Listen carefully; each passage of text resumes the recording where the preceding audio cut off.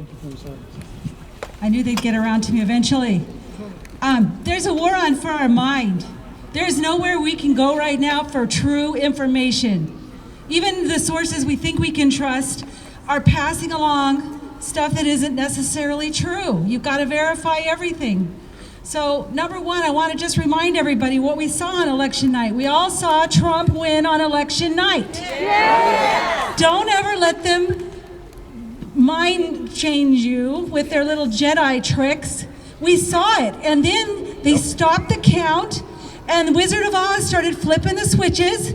And when you woke up, they tried to convince you that the same thing that happened to Dino Rossi wasn't happening in 6 different states. That's right. We cannot have found votes anymore. Votes in trunks, votes pulling up in the dead of night. Democrat, Republican, this is bad for everybody. Everybody. And I'm a Christian, but I cannot help but be angry. And I know that hate is wrong. So one of the things they're trying to do is get us to hate each other. Yeah. They're pitting us, Americans, against each other. I've had 6-year-olds put their middle finger up to me while they drive by and scream, "Everybody hates Trump." Yep. It's not true. They're brainwashing our children, and they're trying to brainwash every one of us here. And I love my Republican representatives, but they've got to get a spine. Anybody that embraces this fraud and tries to tell us that Biden is our president, is embracing fraud. That's right. Do not embrace fraud.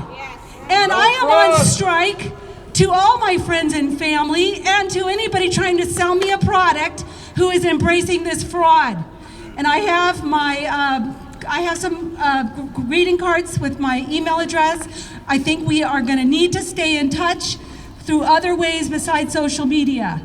What I see happening here, and especially with my wonderful Chinese friends who gave me this hat last week, thank you, is terrifying. I took an oath when I was in the Navy to defend my country against all enemies, foreign and domestic. And by golly, everybody that took that oath, military or otherwise, better get off their butts and start defending your country. That's right. I'm ready.